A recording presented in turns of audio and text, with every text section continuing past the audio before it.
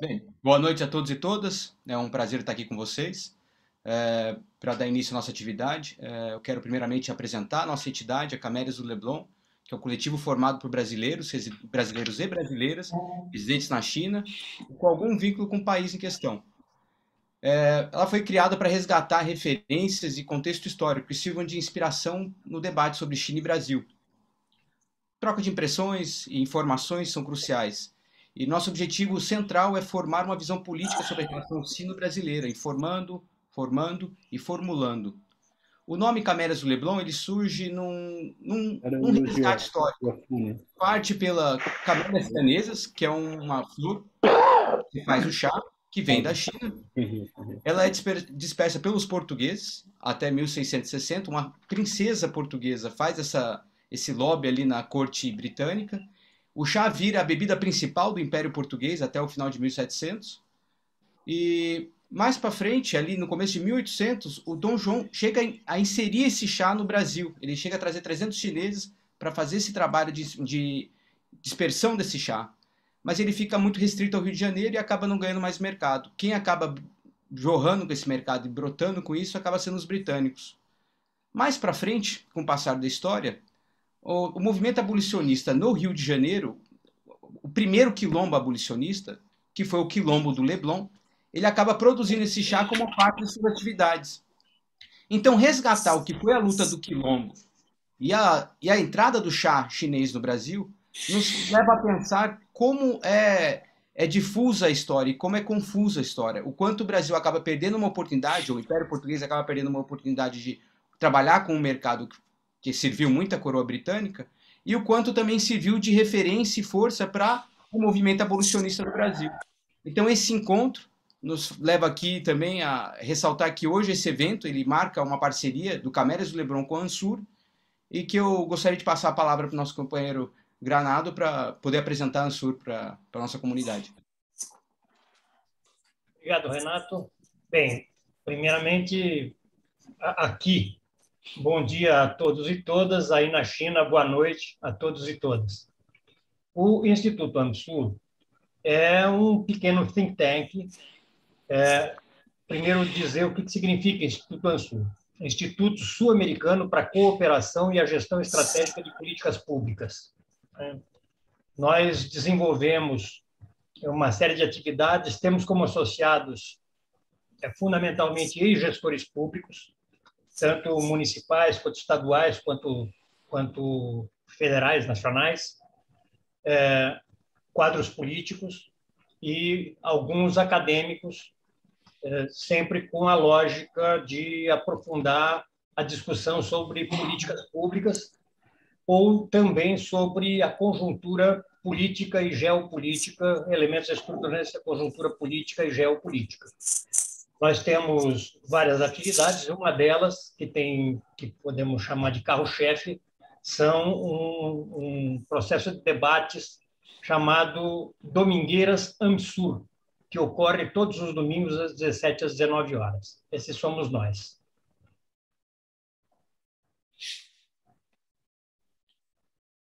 Bom, fica comigo fazer aí a apresentação do convidado de hoje. Primeiro, eu queria agradecer a todo mundo a participação aqui hoje, o pessoal da comunidade brasileira na China e aqueles que nos assistirão no futuro. Esse vídeo será disponibilizado no canal do Camélias e também será disponibilizado ao Paulo e à Ansur para posterior divulgação. Queria fazer um especial agradecimento ao pessoal da Ansur, sem o qual não seria possível a realização do evento. Foram eles que nos ajudaram a trazer o Paulo por aqui para nos falar aqui hoje à noite. Esperamos que seja um primeiro de uma série de eventos voltados à comunidade brasileira aqui na China, em parceria com a Ansur. E um agradecimento mais do que o especial ao Paulo Nogueira Batista, professor, economista, escritor, quem tive o prazer de conhecer aqui no escritório da NDB em Xangai. O tema dessa apresentação tem por base sua última obra, O Brasil Não Cabe no Quintal de Ninguém, com foco específico nas relações Brasil-China. Paulo contribuiu enormemente para o Brasil, para a recuperação econômica do Brasil, desde a negociação da nossa dívida externa lá atrás, nos anos 80, até a negociação do Brasil no papel de credor para as mesmas instituições, para o FMI, sobretudo, e reforma daquela instituição e da governança financeira mundial. O Paulo teve um papel primordial junto ao UNDB, Novo Banco de Desenvolvimento, como primeiro grande representante brasileiro em uma alternativa que buscava priorizar o multilateralismo. Naquela época, era uma parte do projeto nacional do Brasil, e como o Brasil faz muito bem com todos aqueles que lutam pelo nosso projeto nacional, foi muito bem retribuído aí com um isolamento profissional e político, mas que nos presenteou uma grande obra, que é esse livro. Ele, no início lá do livro, escreve que não sabia se seria muito bem sucedido, mas o livro chegou a ser finalista na maior competição literária do Brasil, que é o Prêmio Jabuti, na categoria de Ciências Sociais. Sem mais delongas, eu deixo a palavra ao Paulo para fazer a nossa apresentação. E muito obrigado por participar, por estar aqui com a gente hoje. E, ao final, a gente abre aí um espaço para perguntas ao vivo aos membros do Camélia e aos demais por escrito. Obrigado, Rodrigo. Obrigado a todos. Obrigado, Amsur, pelo convite. Obrigado também ao grupo de brasileiros que reside na China e que forma esse coletivo com o nome original de Camélias do Leblon, né? Acho que acertei. Obrigado pelo convite para vir falar aqui sobre o Brasil não cabe no quintal de ninguém, com foco, como disse o Rodrigo, nas relações Brasil-China.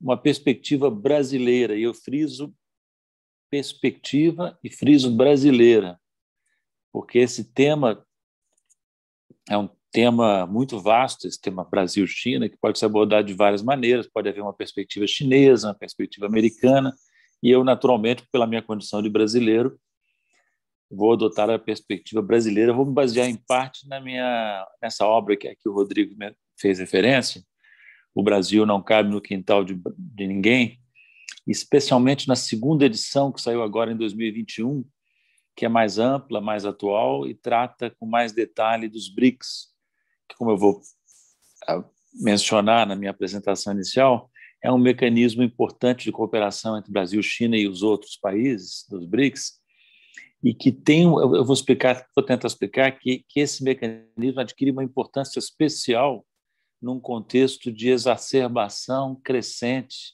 das dificuldades, dos conflitos entre China e Estados Unidos, né? O que eu vou dizer a vocês, gente, é baseado mais em vivências do que em leituras, mais em vivências da relação Brasil-China do que em leituras sobre o tema. Eu tive o que eu sei sobre China e que eu expressei no livro Brasil não cabe no quintal de ninguém, e particularmente sobre as relações China-Brasil, foi baseado essencialmente na minha convivência com diferentes tipos de chineses ao longo de um período de 10 anos, que vai de 2007 a 2017. No FMI, no G20, que se formou como Foro de Líderes em 2008, eu interagi com os chineses, fundamentalmente chineses do Banco Central e do Ministério de Finanças, e depois de longo período de trabalho nos BRICS com os chineses, eu fui convidado para assumir e aceitei o cargo de primeiro vice-presidente do Banco de Desenvolvimento que nós BRICS criamos, com sede aí em Xangai. Então, é mais um relato de um prático do que uma avaliação teórica do problema. Mas eu vou também, a título de introdução, falar de questões mais amplas, que transcendem até Brasil-China. Isso é necessário, vocês podem imaginar por quê. Começo fazendo algumas ressalvas. A China é um tema difícil. É um tema difícil para nós, ocidentais. Por quê? Porque vocês que estão aí certamente perceberam já isso. Uma das características do chinês é que ele tem pouco respeito pelo princípio da transparência. Ao contrário, ele cultiva uma certa opacidade. E, particularmente, isso se aplica às relações com o Ocidente, do qual o Brasil faz parte. Nós podemos não querer fazer parte integralmente do Ocidente, mas somos ocidentais e, em parte, a China nos encara assim. Essa opacidade em relação ao Ocidente decorre, por sua vez, de traumas da história chinesa, que tem a ver com a maneira como os europeus, ingleses, americanos e outros abriram à força o Império Chinês ao convívio, ao contato comercial com o Ocidente, dando lugar a guerras do ópio e depois ao que os chineses chamam, vocês certamente já ouviram falar disso aí, o século de humilhação. Foi o século que trouxe, que veio começou com a Guerra do Ópio, em meados do século XIX, só foi terminar com a vitória da Revolução Comunista em 49, se não me falha a memória. Foi um século de submissão da China a interferências, a humilhações, como eu disse, a barganhas desiguais, né? Onde o Ocidente mostrou aquilo que os chineses imperiais temiam, que era o lado bárbaro da civilização europeia. Engraçado que os europeus se consideram civilizados, se consideravam então e ainda hoje, e consideram essencialmente que a China, por exemplo, era um império bárbaro, que eles deveriam abrir, civilizar, cristianizar, né?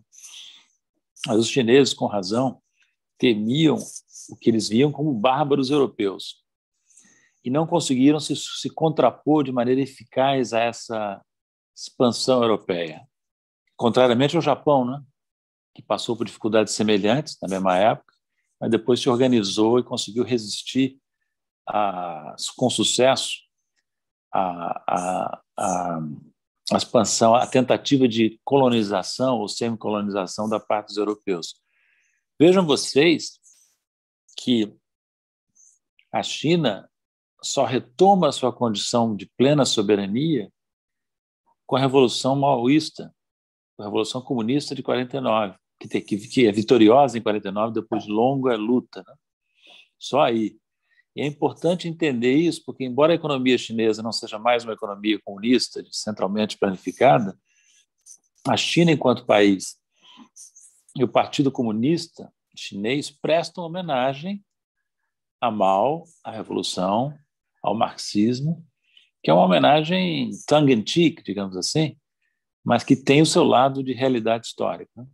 Então, opacidade decorrente de traumas, né? E de comportamentos bárbaros dos europeus em relação à China. Já o Ocidente em relação à China, e por isso o tema China é difícil para nós, tem dois grandes receios que eu procurei explicar brevemente num artigo que eu até compartilhei aí com o Granado e com o Rodrigo, que eu espero que vocês possam compartilhar aí no grupo de brasileiros, que é uma tentativa de analisar o caso Evergrande no contexto das dificuldades de entender a China, né? E o que eu digo ali, basicamente, em poucas palavras, é o seguinte, é que os ocidentais, especialmente os Estados Unidos, têm um problema duplo com a China. Por um lado, eles temem, com razão, a rivalidade geopolítica da China. Por outro, eles temem o sucesso persistente de décadas a fio de um modelo econômico profundamente diferente do capitalismo ocidental, que se autodesigna como socialismo de mercado, e que se caracteriza, entre outras coisas, por uma profunda presença do Estado na economia. Uma presença vasta, ampla, por exemplo, o sistema financeiro, como vocês devem saber, totalmente estatal, ou quase totalmente estatal. E o Estado chinês tem uma presença constante, não é? e ininterrupta como regulador e como interventor. As empresas estatais, se não me falha a memória, representam algo como 30% do PIB chinês, né? Mas vejam que nós estamos aqui falando de um país que está engajado numa grande transição hegemônica, eu diria, sabe? Retomando um tema comum da análise geopolítica, da análise de relações internacionais. Essa transição hegemônica é uma transição que transfere o eixo econômico e político da economia multipolar mundial do Atlântico Norte para o leste da Ásia, dos Estados Unidos para a China. Os americanos esperneiam, protestam, tentam dificultar essa transição, mas ela está em curso e não há nenhum sinal até agora de que ela vá ser interrompida. A China tende a se tornar crescentemente importante, os Estados Unidos tendem a perder peso relativo. apesar dos esforços de sucessivos governos americanos, né? Queria que vocês reparassem numa coisa muito importante. Essa não é a primeira transição hegemônica da história. Já tivemos outras. Por exemplo, a mais importante do século XX foi a transição hegemônica do Reino Unido para os Estados Unidos, que começou no final do século XIX, início do século XX, e se completou na Segunda Guerra Mundial, por motivos que vocês conhecem. Mas reparem a grande diferença entre essa última transição hegemônica do Reino Unido para os Estados Unidos e a atual, que parece ser dos Estados Unidos para a China. Na primeira, a transição se fazia entre irmãos, digamos assim, entre civilizações aparentadas. A europeia, na liderança da Inglaterra, com a americana, que era um desdobramento da civilização europeia. Até acho difícil dizer que existe uma civilização estadunidense. Tão forte é a ligação entre Estados Unidos e Europa do ponto de vista civilizacional e histórico. Já a China, não. A China, gente, vocês não precisam que eu diga isso, né? A China é uma outra civilização.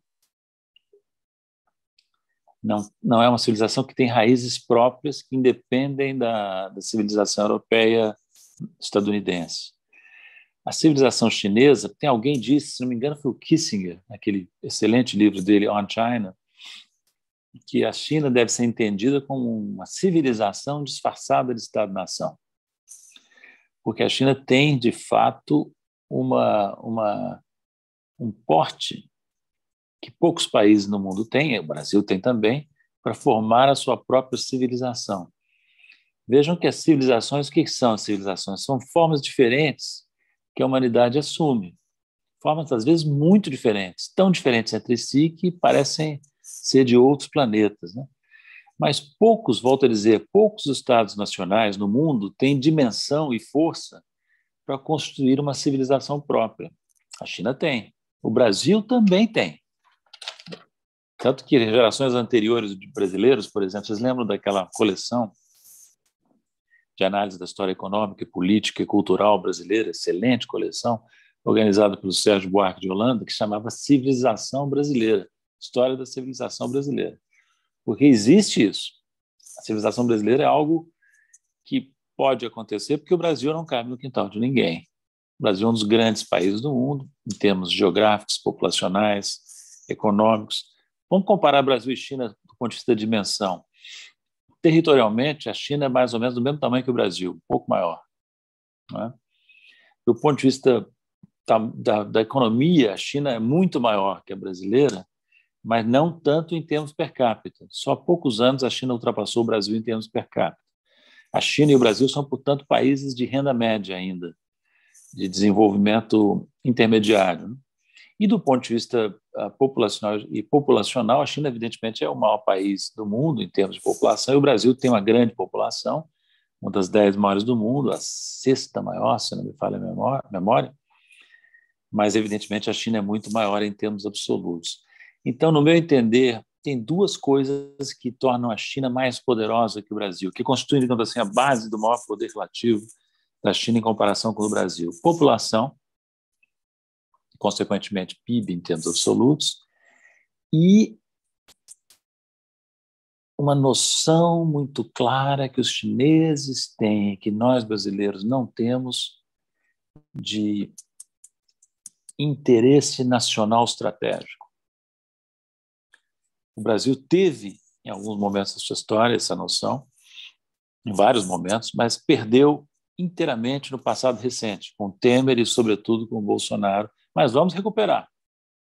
Vamos recuperar, espero eu, e acredito que espero com base, nas eleições de 22 e na posse do novo governo a partir de janeiro de 23. Mas vejam vocês que nós temos aí 2 grandes países com relações que remontam aos anos 70, diplomáticas, 2 grandes países que podem constituir civilizações singulares, né?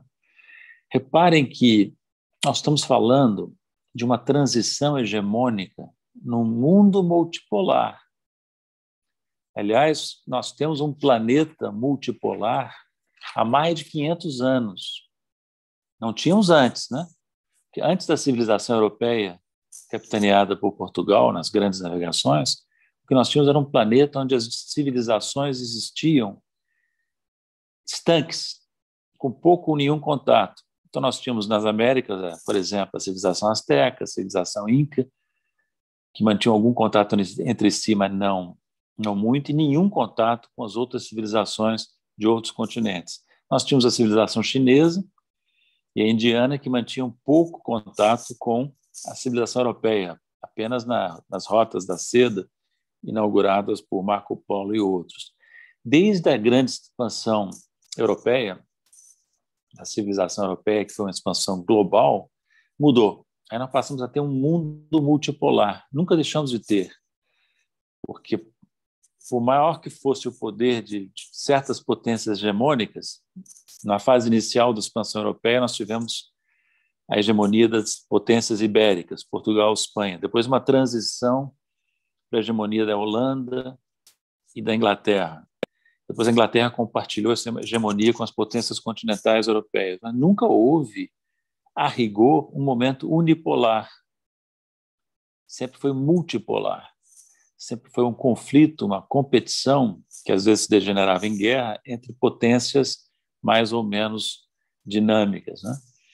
O único momento que se aproximou da unipolaridade, como vocês lembram, foi quando a União Soviética entrou em colapso. Os americanos assumiram uma posição de hegemonia incontrastada no final do século XX, década de 90, sobretudo. Mas mesmo aí não havia unipolaridade. Havia contestações importantes à hegemonia exercida pelos Estados Unidos, né? Então, o Brasil é um grande país, não cabe no quintal de ninguém, fico repetindo isso para que você... Por isso que eu escolhi o título do livro. O Gilberto Freire tem uma observação interessante. Ele tem um livro que chama O Brasil de China Tropical. Quem sabe vocês procuram esse livro, vocês estão morando aí na China, escrito há muito tempo atrás, claro, pelo Gilberto Freire. Ele faz paralelos entre o Brasil e a China e chama o Brasil, no título do livro, de China Tropical. Para terminar, gente, que eu já estou me excedendo um pouco aqui, eu queria falar com vocês sobre a atualidade Brasil-China. Tem um terceiro elemento nessa relação Brasil-China que é inescapável. Esse terceiro elemento são os Estados Unidos, tá? Essa relação toma a forma de um triângulo e não será fácil para outros países, inclusive Brasil, administrar as tensões entre China e Estados Unidos e as consequências dessas tensões para o seu relacionamento bilateral com China de um lado e Estados Unidos de outro. Vou dizer aqui o óbvio, né? O Brasil precisa adotar, em relação a esse conflito, uma postura análoga àquela que Getúlio Vargas adotou no conflito hegemônico entre Estados Unidos e Alemanha nazista, Estados Unidos do Roosevelt e Alemanha do Hitler. Ali o Vargas adotou uma postura, não aderiu a nenhum lado de graça, e quando se aproximou dos Estados Unidos, acabou entrando na Segunda Guerra, foi em troca de coisas concretas, estratégicas. Apoio americano à implantação da siderurgia no Brasil, notadamente Volta Redonda. Eu sei que eu não estou aqui falando desse governo, evidentemente, né? Esse governo que o Brasil tem hoje é um governo primitivo, que se dedica absurdamente a agredir gratuitamente a China por conta de uma adesão tola a preconceitos trumpistas, né? Então, nós temos um presidente e filhos que volta e meia, agora menos, né? Caiu a fichona aparentemente, mas volta e meia, desde 2019, atacavam a China, que é o nosso principal parceiro comercial e que não criou nenhum problema para nós. Como é que o Brasil deve se relacionar com a China, no meu entender? Aí, para completar essa apresentação inicial, e depois vocês façam as perguntas que quiserem, eu tento responder as que eu puder.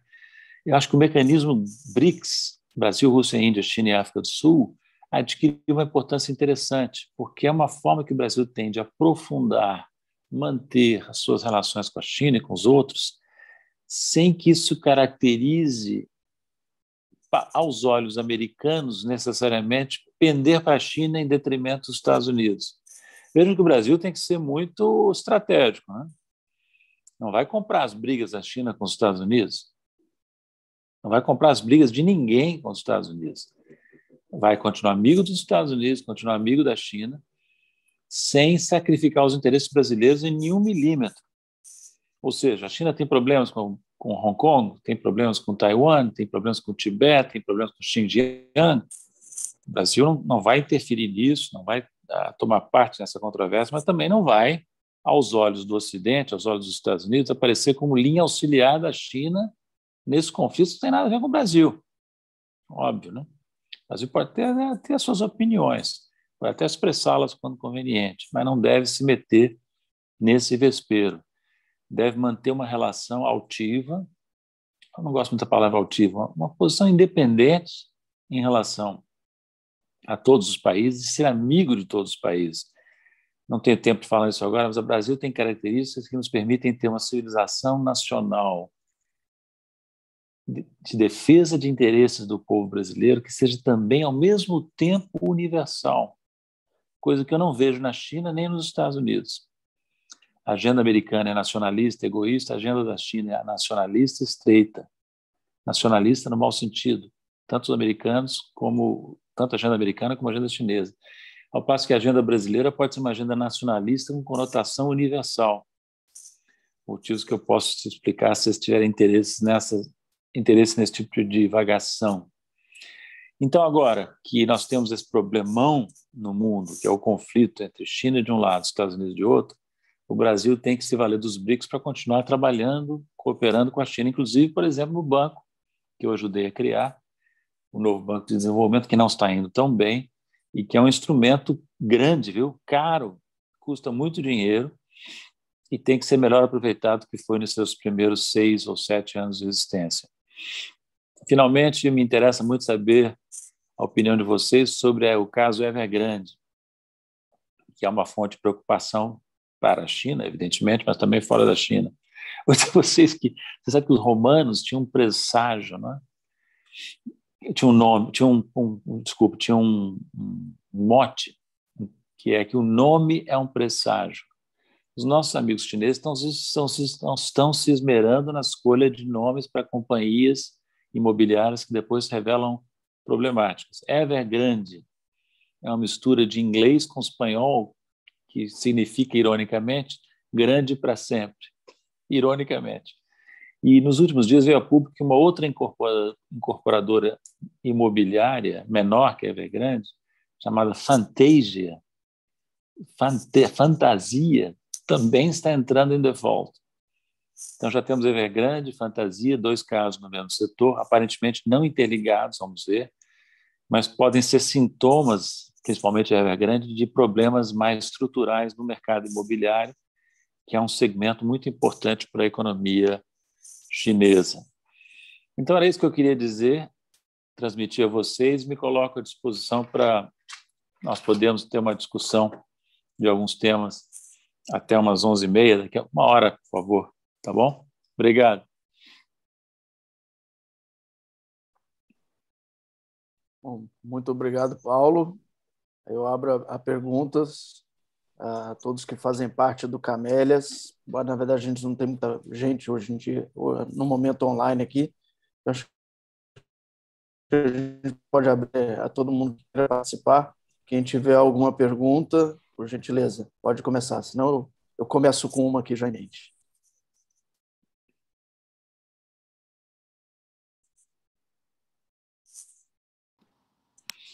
Faz você a primeira pergunta, então, Rodrigo. Eu fico com a segunda.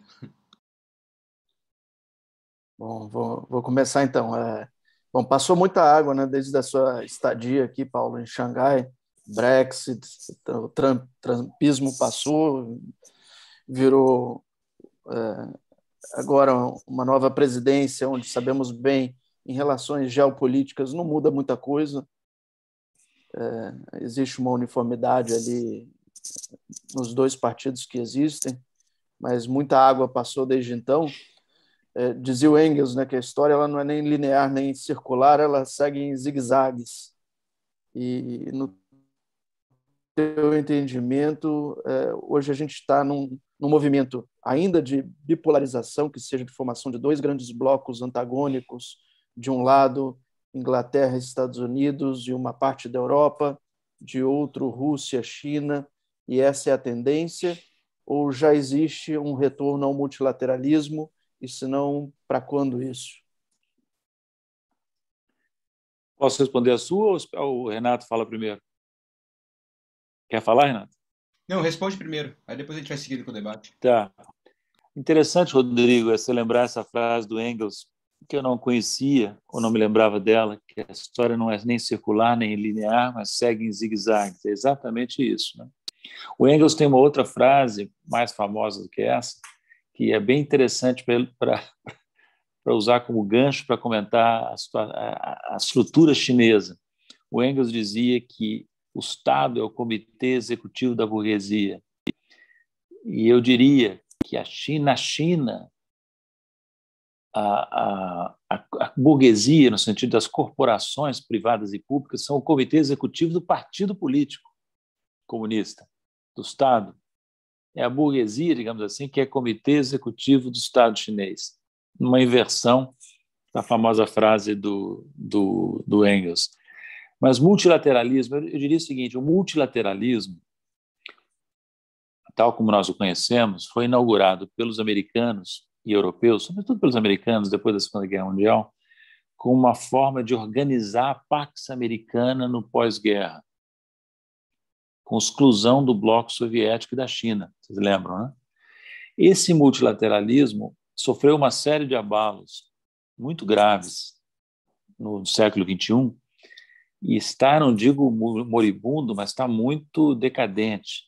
E, contrariamente ao que se esperava, você disse bem, Rodrigo, o Biden não conseguiu retomar o multilateralismo, nem está tentando tão consistentemente quanto se esperava. Por exemplo, eu li recentemente que ele não reverteu a posição do Trump em relação aos tribunais de apelação da OMC, da Organização Mundial do Comércio, continuam paralisados por falta de indicação de juízes americanos. Só um exemplo, né? E os americanos também não voltaram ao TPP, a Trans-Pacific Partnership. E, curiosamente, eu até gostaria de saber se vocês aí têm alguma informação. A China manifestou interesse de entrar no TPP. Seria mais uma grande ironia da história que se move em zigue-zagues, como diz o Engels, né? Gostaria de entender melhor o que isso significa. O que nós temos, Rodrigo, é um mundo multipolar, com vários polos importantes, Estados Unidos, Europa, Rússia, Índia no sul da Ásia, Brasil, potencialmente aqui, pode se recuperar, e China, né? Esses polos estão em conflito, em cooperação, e há uma transição hegemônica muito dolorosa para os Estados Unidos e europeus em curso. Então, eu diria que não há o multilateralismo se enfraqueceu, ainda não se recuperou com Biden, contrariamente ao que se esperava, e vamos aguardar os próximos passos. Devolvo a palavra. Eu faço uso da palavra, então. Eu acho que minha pergunta vai nesse caminho. Primeiro, da sua provocação, com relação ao RCEP e o TPP. O TPP e o RCEP, eles acabam... O RCEP foi uma expansão da China para o Sudeste Asiático, assim que teve esse gap de poder, essa gap de projeto americano, né? O Trump deu uma recuada, a China não perdeu a oportunidade e propôs um acordo econômico. A China, na sua política internacional, é sempre econômica, né? E, como tudo, ela está acoplando ao Belt and Road. Quando volta agora os democratas, uma coisa que a gente sente é que esse projeto tende a voltar e o movimento que a China faz é justamente: eu topo entrar aí, eu topo fazer essa discussão, eu topo trabalhar dentro dessa regra, me permita participar. Então, eu acho que fica sempre esse jogo da China sempre fazer essa inflexão para tentar entrar no diálogo econômico, que é o que convém à China. E aí, então fica aí esse sinal, pelo menos essa reflexão que eu tenho feito. Eu acho que todos os projetos da China são sempre para tentar trazer de volta ao que é o Belt and Road, né? E aí a segunda pergunta já vai nesse caminho também. O banco dos BRICS, os BRICS em si, não estão também caminhando para essa direção de acoplar ao Belt and Road?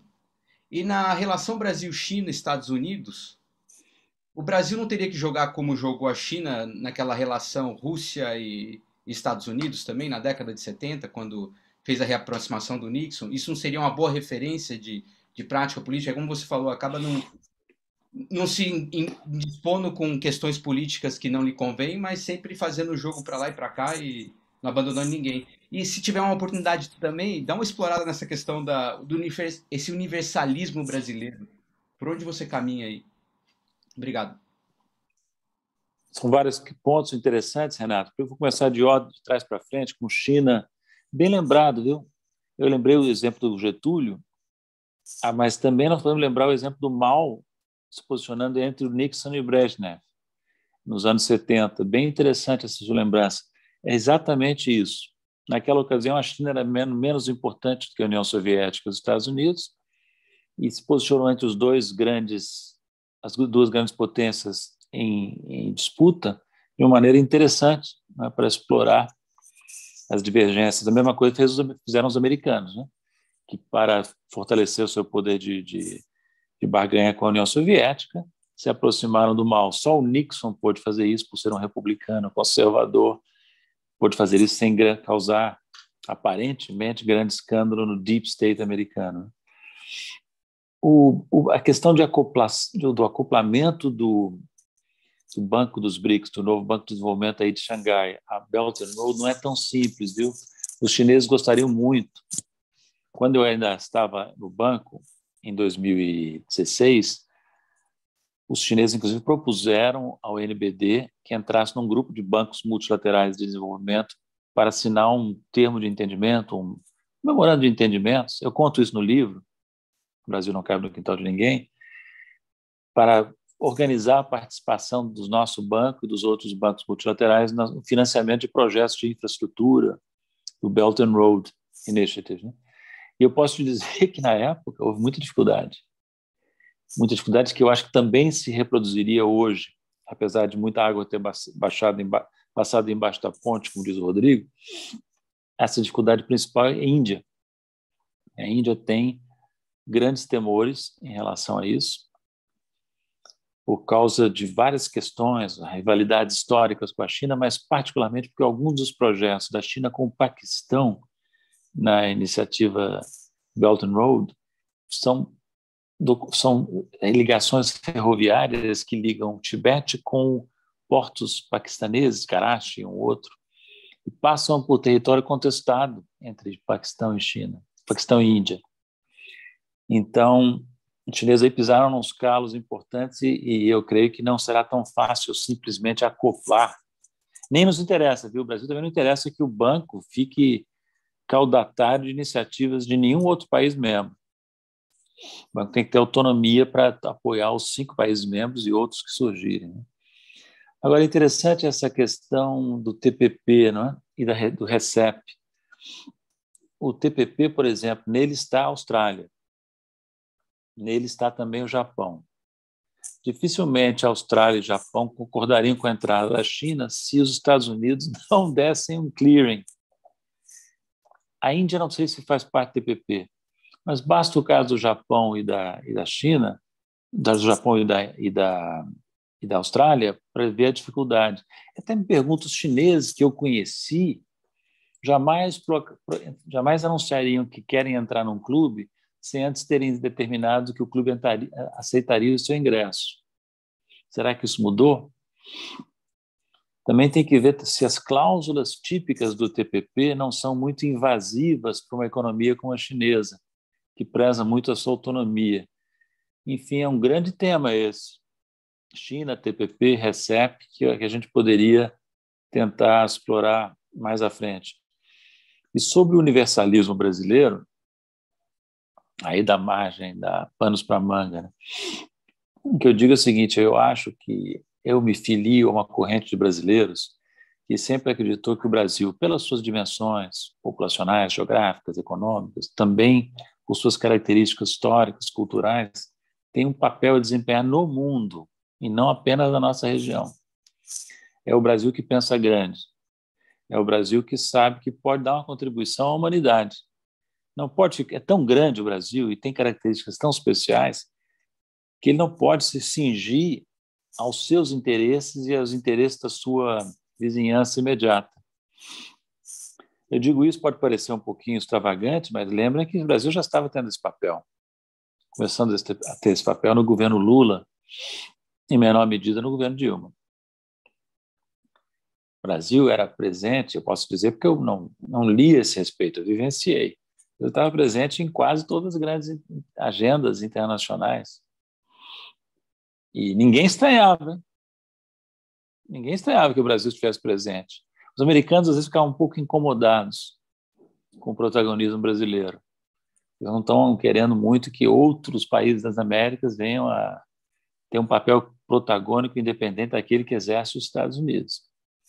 Mas, normalmente, era visto com naturalidade que um país como o Brasil, grande, autônomo, viesse a público, viesse nas negociações, trazer uma voz diferente. Mas eu posso falar mais sobre isso depois, se vocês quiserem. Eu não quero me estender muito na resposta às suas várias questões. A gente chegou a ser apelidado de os xiitas da OMC, né? Em determinado momento. Levantaram a mão aqui a falar Vicente Trevas, Ricardo Gutermann e Mars. Se a gente puder ir nessa ordem, que foi a ordem de entrada na sala aqui. Bom dia a todos, né? Estou feliz dessa iniciativa, né? E desse bom começo de diálogo aí, né? Queria saudar o nosso convidado especial, né? E aqui dar o testemunho que estamos dialogando com um interlocutor estratégico, entende? O Paulo Nogueira Batista Filho é um personagem, entende? Eu diria que é um ativo, entende? Das nossas lutas aí, viu, Paulo? Muito obrigado aí pela sua presença aí, né? Mas eu queria explorar uma questão levantada pelo Paulo, né? E uma questão, para mim, muito importante. É o seguinte: primeira questão, construir o nosso olhar brasileiro sobre a China, né? E sobre as nossas relações, né? Então, isso aqui é importante e até eu acho que possa ser uma agenda de cooperação entre nós, entre a nossa parceria que hoje dá os seus primeiros passos aí, né? Porque, na verdade, para construir o nosso olhar brasileiro, a gente vai precisar da boa informação, do bom conhecimento, né? Mas, de toda maneira, essa questão que o Paulo coloca é muito importante, né? E a ela se agrega uma segunda questão organicamente vinculada, que é a nossa abordagem brasileira da relação com a China, né? E o Paulo já introduz aqui elementos importantes, né?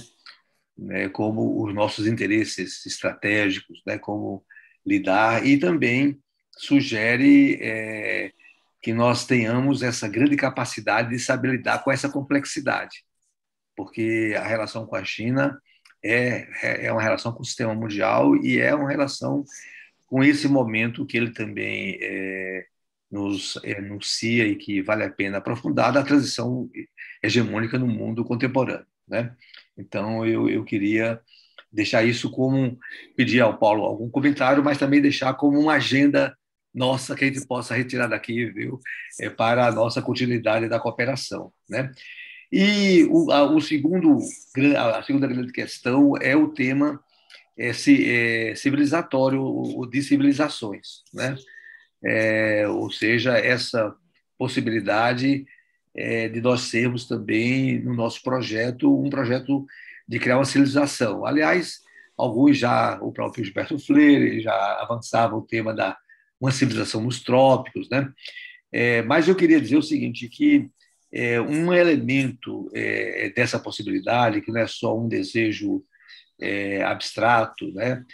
É a nossa capacidade de assimilar a diversidade, né? Eu, na minha formação de jovens, né, nos anos 60 e tudo, convivi com um conjunto de filhos de primeira ou segunda geração de imigrantes, japoneses, o mundo árabe, né? E, com o passar do tempo, como eles se consideram brasileiros, sem renunciar e sem negar, se entende, as suas origens, né? O drama é que hoje, né, pela essa aventura irresponsável da elite brasileira, né, a gente está perdendo um pouco essa capacidade, né? Principalmente eu falo das grandes classes médias, então ela quer ir para Miami e assim por diante, né? E aí, viu, Paulo, eu queria que você comentasse um desafio adicional, que é a nossa elite, né? Quer dizer, é uma elite que nunca teve um projeto vigoroso de nação, é uma elite que sempre quis ser o outro, né? Ela quis ser, você entende, os seus filhos em Coimbra, né? Ela depois a Inglaterra, a França, né? E os Estados Unidos, ela sempre quis ser o outro, e uma dificuldade de apostar no seu povo, porque a partir da independência, da abolição da escravidão, a aposta da nossa elite foi o embranquecimento da raça, que até hoje tem efeitos danosos para a gente, porque as próprias migrações, embora de pobres europeus, ou camponeses, ou políticos europeus, eles tinham uma aposta na estratégia da elite, que era o embranquecimento da raça, né? É só nos anos 30 que alguns pensadores muito fortes vão dizer que a nossa vocação é a miscigenação. Mas, enfim, eu não quero entrar nessa discussão, eu apenas quero reforçar esses enunciados muito fortes aqui expressos pelo Paulo, e agradeço por eles.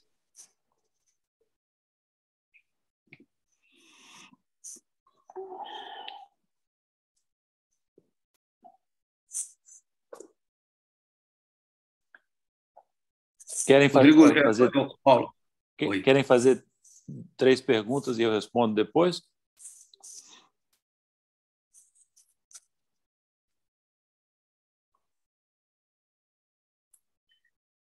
Cadê o mediador?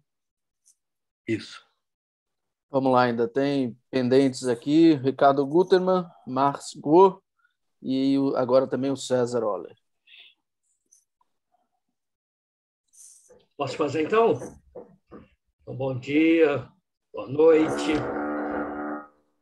Eu queria aproveitar a presença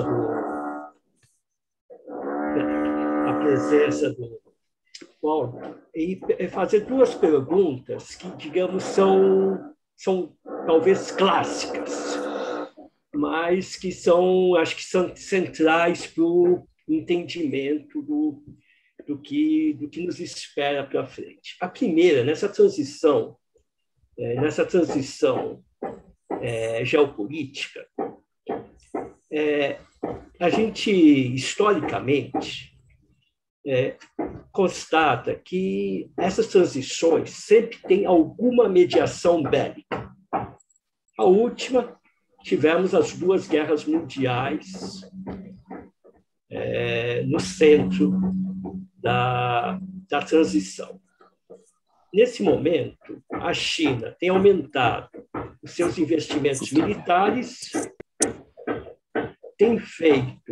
tem uma aliança estratégica com a Rússia, que é uma grande potência militar, e, do outro lado, os Estados Unidos talvez sejam o país militarmente mais intervencionista que teve na história, pelo menos da história mais recente dos últimos séculos, 2 anos de guerras constantes.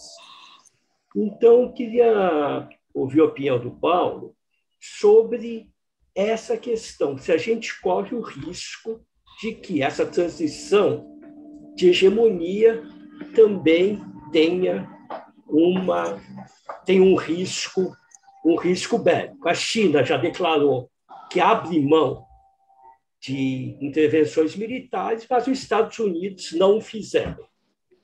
Então, eu quero ouvir sua opinião sobre isso. Uma segunda questão é sobre as relações comerciais Brasil e China.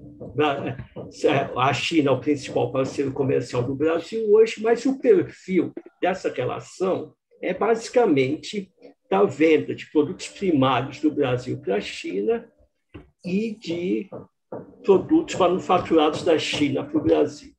Obviamente, essa é uma situação que impede um pleno desenvolvimento da economia brasileira, acaba não agregando valor na sua produção. Ao mesmo tempo, os investimentos chineses no Brasil, principalmente na área de energia, de infraestrutura em geral, mas principalmente de energia, não tem muita diferenciação de enfoque, e acho que a culpa, na verdade, é mais do Brasil do que da China nesse sentido, dos investimentos, digamos, dos grandes fundos de investimentos capitalistas no mundo nessas mesmas áreas. Então, também perguntar se existe alguma perspectiva de que isso possa ser alterado no sentido que nessas relações comerciais possa ter maior agregação de valor.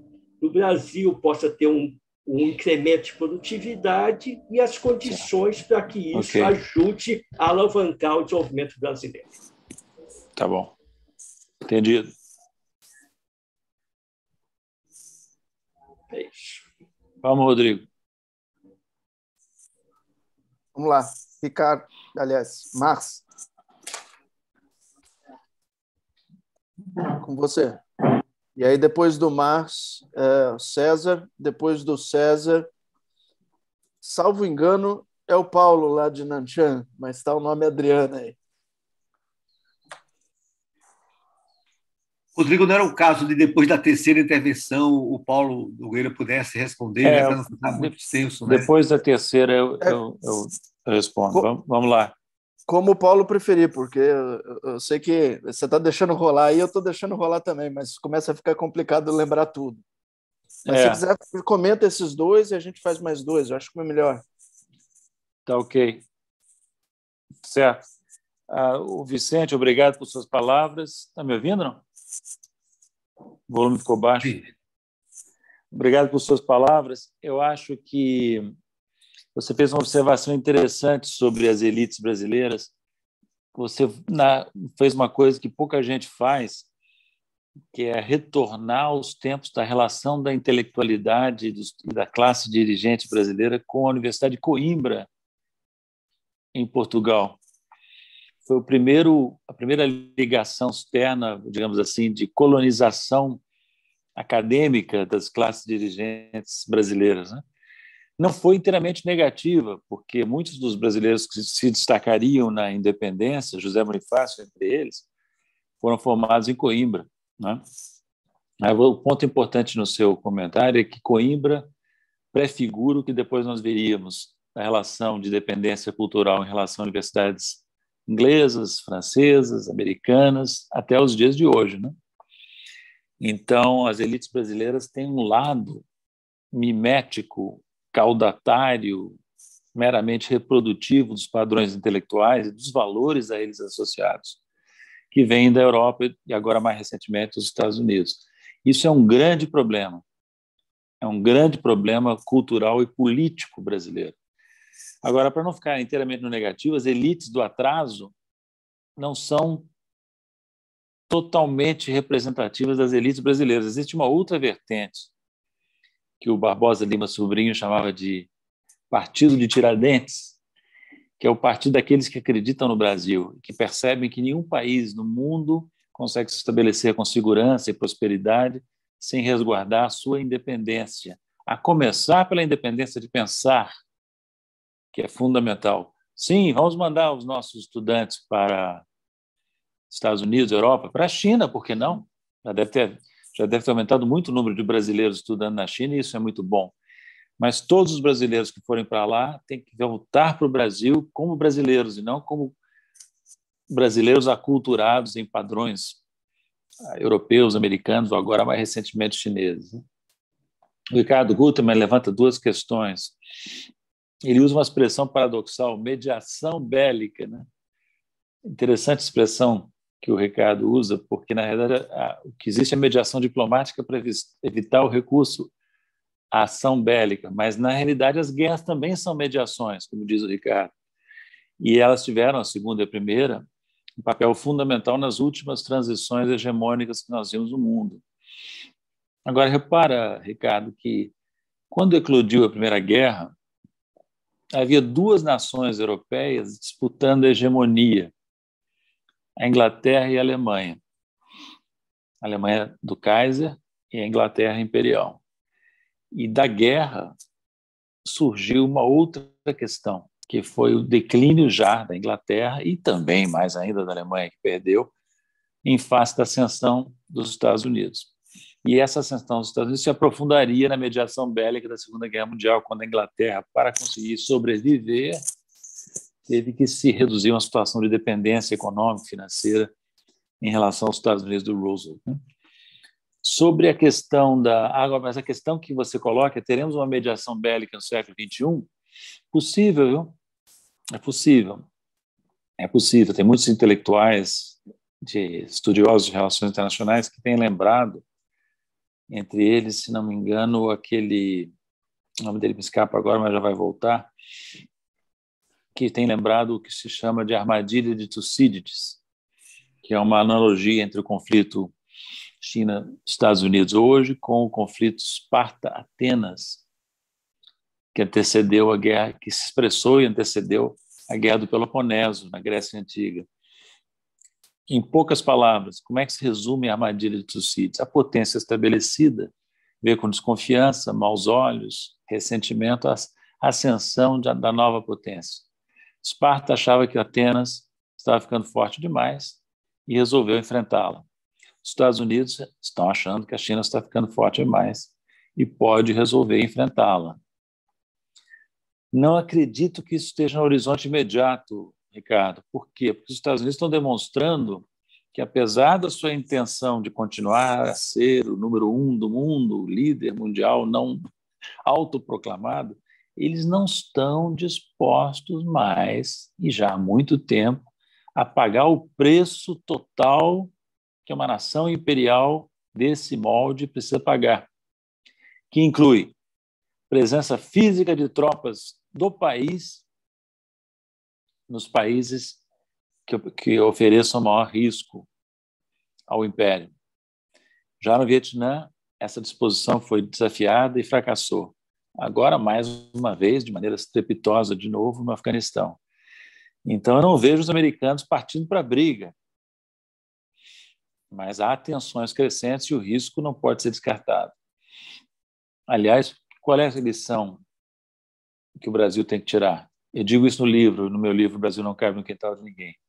O Brasil é um país desarmado, num mundo cada vez mais perigoso, e precisa estruturar sua defesa nacional de maneira sólida, não para agredir ninguém, mas para se defender. E a melhor defesa é a percepção que você cria em eventuais agressores que uma agressão ao seu país vai ter um custo muito elevado para o agressor. Essa percepção a China já criou para os americanos. E nós precisamos criar essa percepção para todos aqueles que, porventura, queiram se constituir em agressores da nossa nação. Sobre as relações comerciais do Brasil e China, na verdade, Ricardo,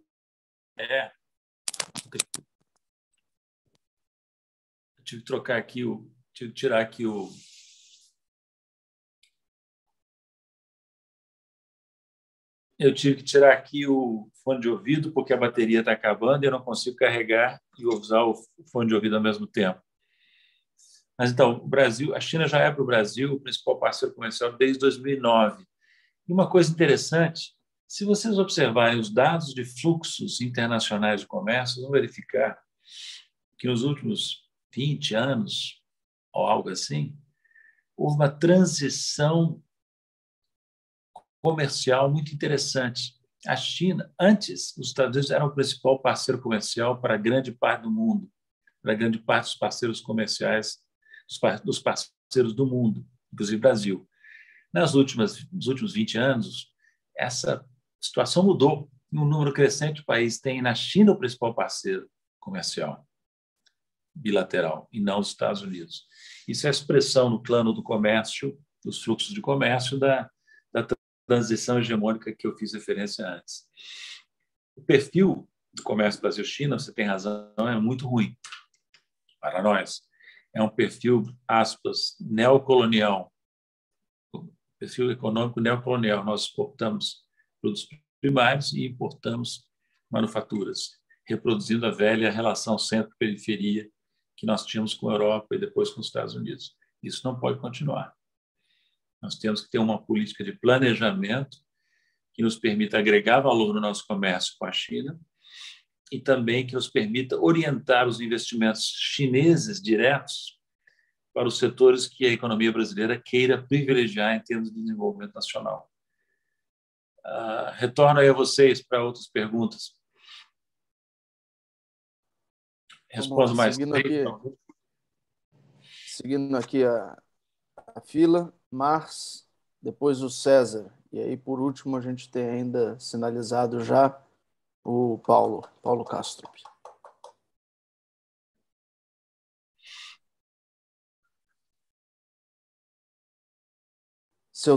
Seu microfone está no mudo, Márcio. Dá para ouvir agora? Agora okay. Sim. Deixa eu de novo. Bom dia, camaradas. Boa noite por daqui. Renato, Rodrigo. Companheiro Paulo. Bom dia, senhor Paulo. Brilhante entrevista.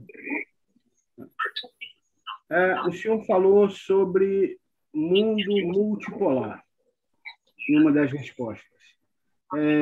Antes vivíamos num mundo que era chamado primeiro mundo, terceiro mundo, quarto mundo e até o sétimo, de repente até um pouco mais. Hoje em dia vivemos numa globalização, que já passou de globalização. Já o mundo se estreitou, ficou estreito. Os continentes estão crescendo economicamente e se estreitando lateralmente. O senhor não vê que o crescimento do agronegócio na África pode prejudicar o Brasil em curto prazo? Ok.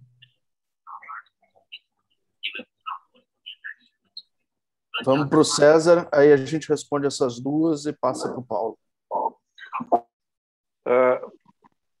A fala do Paulo é tão densa que, por culpa dele, merece ser convidado mais vezes. Mas eu gostaria, Paulo, de colocar algumas questões que me vêm preocupando já há algum tempo. Logo que iniciou a questão da pandemia, eu comecei a estudar o que era o pós-pandemia na história. Para não ir muito longe, quando a gente pega a gripe espanhola, o pós-gripe espanhola se deu por um avanço tecnológico, por um avanço cultural, mas também se deu por uma Segunda Guerra Mundial e a guerra atômica. Se nós pensarmos nesse raciocínio no pós-pandemia do hoje, a Terceira Guerra Mundial não vai poder ocorrer, porque se ocorrer, acabou o planeta e acabou a humanidade. Portanto, nós já vamos entrar na pós-pandemia com um modelo de guerra fria, como aconteceu no pós-Segunda Guerra Mundial, onde, evidentemente, os Estados Unidos e a China estão sendo, né, os países protagonistas desse processo. E uma outra questão que eu venho refletindo muito há muito tempo, inclusive, que é a questão ambiental. Ou seja, nós hoje temos que ter muito presente a questão ambiental. Porque se nós pensarmos um processo de desenvolvimento industrial, tomando como base o que até hoje, ou até pré-pandemia, é o conceito de desenvolvimento econômico. Sim. Alô? Tem muita gente com o microfone aberto. Eu desliguei agora, desculpe aí. Posso seguir? Posso seguir? Alô? Pode ir em frente, César. Pode ir em frente. Tá. Então, veja, essa questão, ela hoje está colocada em questão a humanidade e o planeta. E que nós não podemos deixar, evidentemente, isso de lado. Tomando uma questão que o Vicente levantou, eu venho também discutindo isso já há algum tempo, você começou também a fazer uma reflexão interessante. Na verdade, nós não temos, e eu prefiro não falar de elite, e prefiro falar de classe dominante. A nossa classe dominante, ela é uma lumpenburguesia. E com isso, nós temos uma dificuldade muito, muito séria, muito grande, de entender qual é o desenvolvimento que teremos tendo como classe dominante uma lumpenburguesia. O que é uma questão muito complicada. De um lado, é uma lumpenburguesia que não quer o Estado a não ser para eles mesmos. Ao contrário do que fez a China. A China tem um Estado e, ao mesmo tempo, cria uma classe ou uma camada importante para o seu desenvolvimento industrial e o seu desenvolvimento como nação no mundo.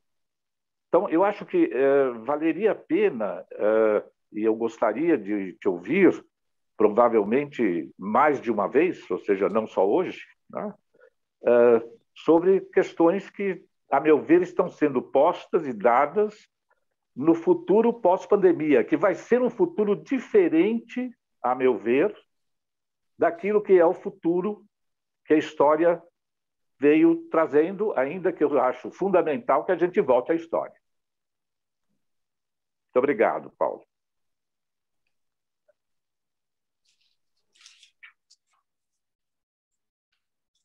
Vamos lá? Mais uma? Paulo Castro Pintão. Aí a gente faz as 3 perguntas e o Paulo responde. De Paulo para Paulo. Seu microfone está desligado, Castro. Ok. Estamos vendo? Quero agradecer ao Paulo aí pelas brilhantes explanações, aí, realmente muito positivas, de poder essa oportunidade de poder conversar com ele. É uma questão que eu gostaria de perguntar a ele, se em nível pessoal, até se ele se vê otimista com relação ao quadro atual brasileiro, né, que a gente tem uma situação com um genocida no poder. Me parece que um processo político engessado aí por uma elite cega, né? Nós temos hoje uma população cada vez mais envolvida em questões religiosas, fanáticas, fanatismo religioso. Isso não me parece uma coisa que está sendo contida, está sendo uma coisa que parece progressiva cada vez mais. Nós temos o agronegócio, bancada da bala, enfim, a situação me parece nada positiva. A gente viu aí, 7 de setembro, uma manifestação de poder da extrema-direita brutal, né? E o Paulo falou aí a respeito de o Brasil ainda é um país desarmado, né? E ele vê isso como uma coisa negativa. E eu fico um pouco preocupado, porque se a gente tivesse hoje um Brasil armado, o que teria acontecido quando a gente está nas mãos desse psicopata genocida, que é o momento atual que o Brasil está? Ele vê com otimismo aí o processo político brasileiro, porque eu não consigo ver dessa forma. E caso a gente consiga reverter esse processo político atual, a gente teria que ter uma mudança radical. E uma mudança radical e uma reaproximação do BRICS, né, se isso não causaria aí também já um distanciamento maior dos Estados Unidos. É como que o Brasil poderia se manter de uma forma multipolarizar, né, dessa forma, de uma aproximação com a Rússia, com a China e com o Brasil. Porque, no caso do Getúlio, que ele citou, é claro que de forma brilhante, né, o Getúlio, como sempre, agindo de forma extremamente pragmática, ele aguardou o momento certo para tomar algum tipo de posicionamento. Mas se o Brasil tivesse uma mudança radical, como seria do momento atual para um momento melhor, essa mudança, essa aproximação do BRICS e, consequentemente, da China e da Rússia já aconteceria. Então, são algumas questões aí que eu gostaria de perguntar e agradecer muito sua presença aqui hoje, com as brilhantes explanações. Posso responder, então? Sim, só avisar que depois dessa tem mais uma pergunta da Olívia, que faz parte do Camélias também, e é jornalista do Valor. Então, gente, perguntas boas e ricas. Eu vou procurar não me estender muito para ter tempo dessa última pergunta aí da Olívia. O Mars lembra que no mundo multipolar havia antigamente o primeiro mundo, o segundo mundo, o terceiro mundo, o quarto mundo. O primeiro mundo eram os países desenvolvidos, né? O segundo mundo era o bloco soviético, o terceiro mundo eram os países emergentes em desenvolvimento e o quarto mundo, os países de baixa renda. Esse quadro, com exceção do segundo mundo, que desapareceu, o bloco soviético, persiste. Nós temos os países desenvolvidos, de um lado, temos uma vasta variedade de países emergentes em desenvolvimento e temos os países de baixa renda, entre eles os da África. Eu não acredito, Márcio, que o agronegócio africano venha a ser um problema grave para o agronegócio brasileiro no curto prazo. Nós temos vantagens competitivas imensas e eu não vejo que a gente vai perdê-las, a não ser que faça muita bobagem, muito mais bobagem do que tem feito. Isso me conduz à questão do César, né? Que é a importância da questão ambiental e a questão da pandemia. Uma questão do César é importante, porque, de fato, nós teremos uma discussão internacional necessariamente dominada nas décadas que temos pela frente por esses dois grandes temas. O ambiental, que já estava na ordem do dia, e o pandêmico, que entrou na ordem do dia em 2020 com a Covid-19. Alguns especialistas, que eu espero que estejam errados, sustentam que a Covid-19 é a primeira de outras pandemias que nós teremos de enfrentar. Pode ser que sim.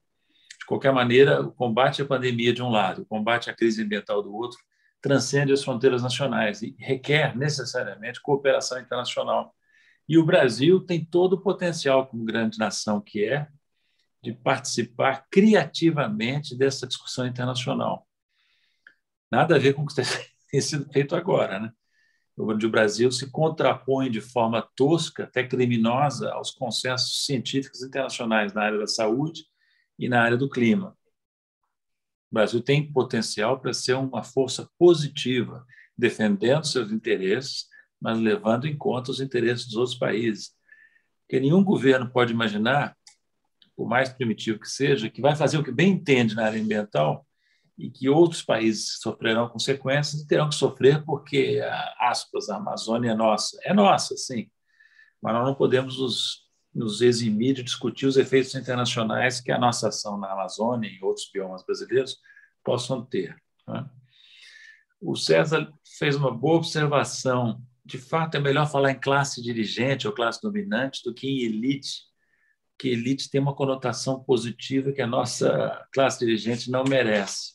Achei interessante você resgatar o termo lumpen. Lumpenburguesia talvez seja melhor do que elite, ou elite do atraso. Eu conheço bem essa nossa lumpenburguesia, viu? Faço parte dela, César. Sou a parte dissidente da lumpenburguesia nacional. Sempre fui. Mas volto a lembrar que as classes dirigentes brasileiras não são apenas essa lumpenburguesia.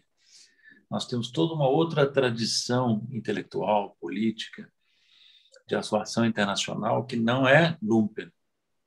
É a tradição daqueles que pensam o Brasil como nação independente e nós vamos continuar fazendo isso até o nosso último respiro. Espero contar com a ajuda de vocês, especialmente com os mais jovens. Aliás, quero dizer que é muito bom que vocês estejam aí, viu? Jovens brasileiros na China, eu, se fosse mais jovem, procuraria ter uma maior ligação com a China, porque, salvo engano, a transição continua e a China e o leste da Ásia serão mais importantes para o Brasil do que já são hoje. Essa é a tendência. Finalmente, o Paulo Castro tem um sentimento muito diferente do meu sobre a situação brasileira. Claro que temos um governo primitivo, genocida, criminoso, classes dominantes deficientes, o Congresso dominado pela bancada BBB, bala, o que é mesmo? Bala, Bíblia e boi. Boi. Bala, Bíblia e boi é uma conjunção muito ruim, mas não concordo que o quadro seja tão negativo. Por quê? 7 de setembro, não tem essa avaliação, não foi nada de espetacular. Foi um movimento forte em algumas cidades, mas o movimento posterior da esquerda, agora no dia 2 de outubro, foi tão ou mais forte que esse, sem contar com os recursos do governo federal para mobilizar as manifestações. E desde o final de maio, a esquerda tem colocado na rua muita gente com um efeito político apreciável. Sobre o Brasil armado, essa é uma questão importante, porque nós temos um problema que o Paulo aponta, é o seguinte: o Brasil precisa de forças armadas bem equipadas, bem estruturadas, capazes de defender o território nacional. Mas nós temos um problema político com as atuais Forças Armadas brasileiras, que se manifestou de maneira escancarada no governo Bolsonaro. São Forças Armadas que, em grande parte, não sei em que parte, perderam contato com o interesse nacional estratégico. É um tema vastíssimo, mas eu diria o seguinte, que apesar do problema que nós temos com as Forças Armadas, nós não podemos negligenciar a defesa nacional. Nós temos que tê-la. As Forças Armadas, vejam bem, as Forças Armadas brasileiras estão desarmadas no sentido geopolítico, mas elas têm força suficiente para reprimir internamente. Então, é uma ilusão manter o país desarmado para que não haja repressão ditatorial das Forças Armadas num eventual futuro golpe. Não é por aí. E eu não diria também, viu, Paulo, que a volta do Brasil com mais força, com plena força aos BRICS, seja uma mudança radical, não. É um mecanismo que existe, nunca foi desmontado, nem no governo Temer, nem no governo Bolsonaro. Foi enfraquecido pela menor participação do Brasil, mas é um mecanismo que existe. Os americanos não gostam? Paciência. Nós somos amigos dos Estados Unidos, não gostamos de muita coisa que eles fazem. Eles têm que respeitar que nós vamos manter e aprofundar, dentro do nosso interesse, a ligação com esses 4 outros países que compõem os BRICS. Haverá incômodo americano? Sim, haverá incômodo, porque esse BRICS é um mecanismo de cooperação que inclui dos dois principais rivais estratégicos dos Estados Unidos, a China e a Rússia. A participação do Brasil nesse mecanismo tem que ser muito bem pensada, viu? Não que não tenha sido bem pensada no passado, no período Lula e Dilma. Tem, mas nós temos que aprender com a evolução dos fatos.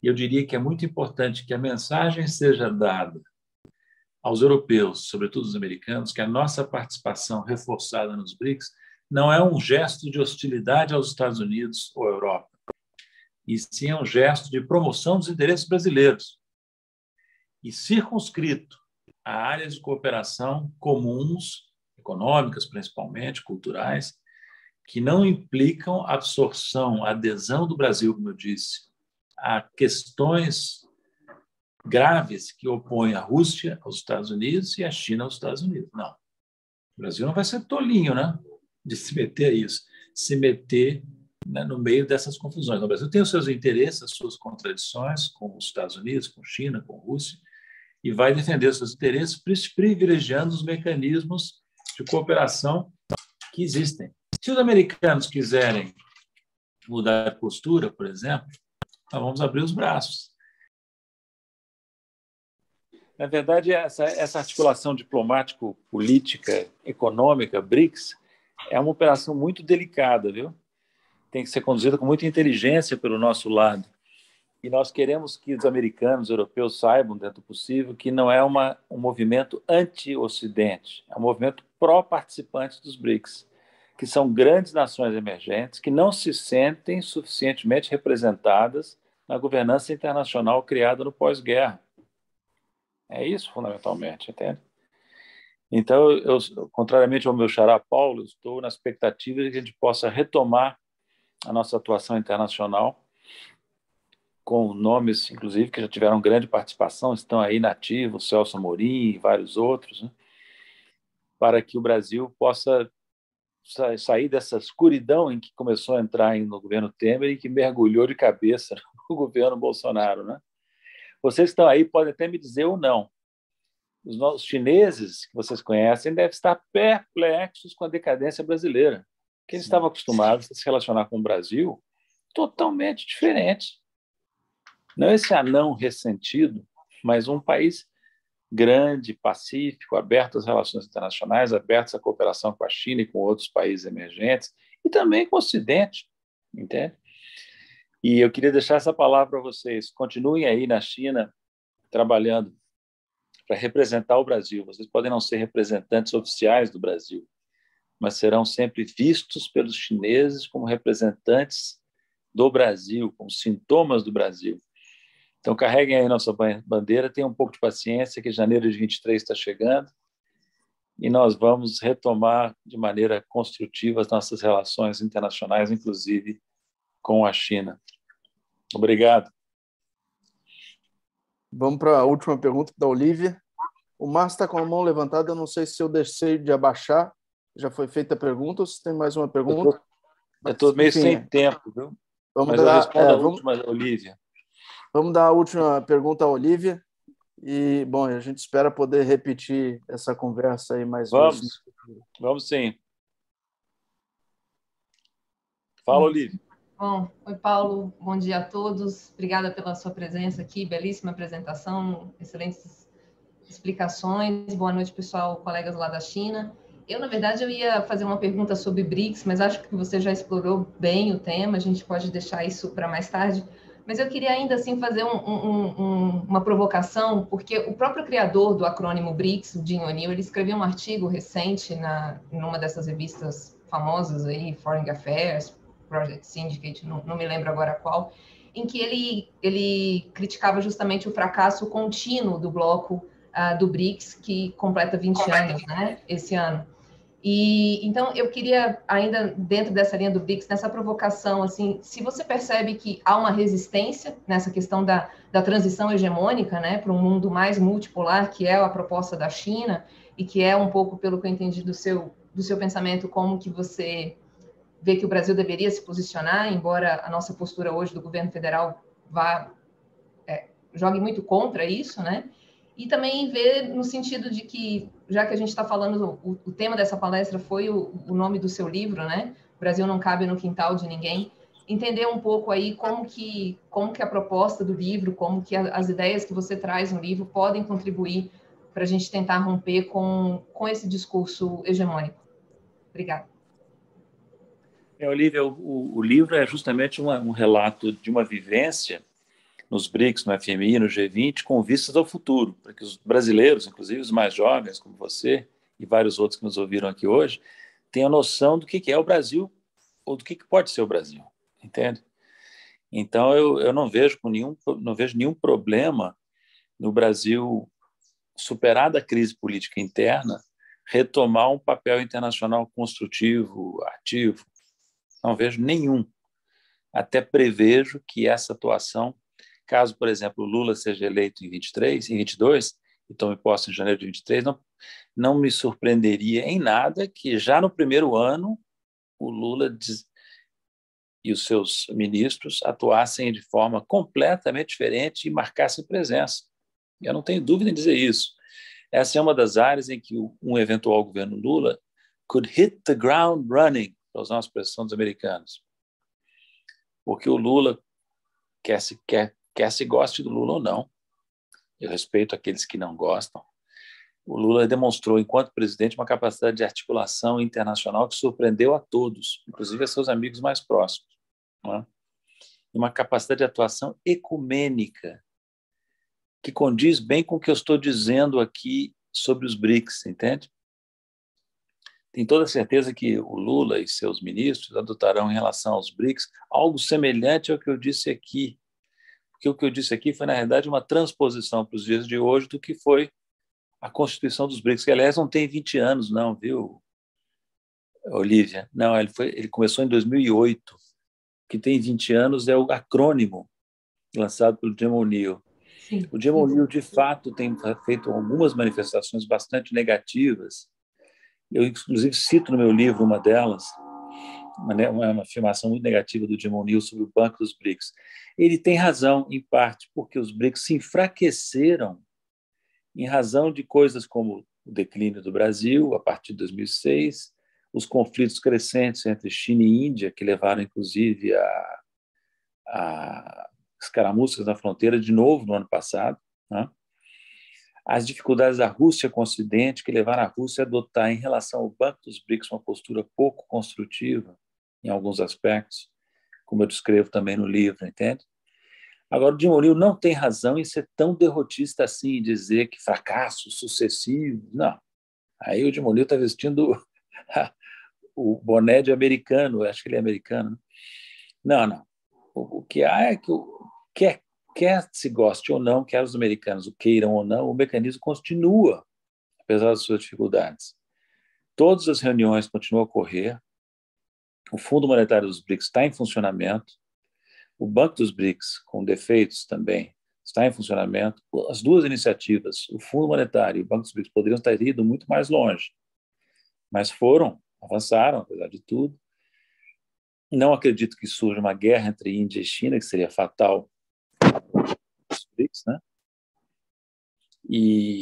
Portanto, com o Brasil, eu não quero puxar a brasa da nossa sardinha, viu, gente? Mas o Brasil, no tempo que nós estávamos lá, era um dos motores, em vários momentos, o motor dos BRICS. E os BRICS se ressentem desse motor estar tão avariado como está. Então, eu não tenho a mesma visão pessimista que o Jim O'Neill, embora reconheça que, sim, o mecanismo decepcionou em vários momentos, em vários aspectos.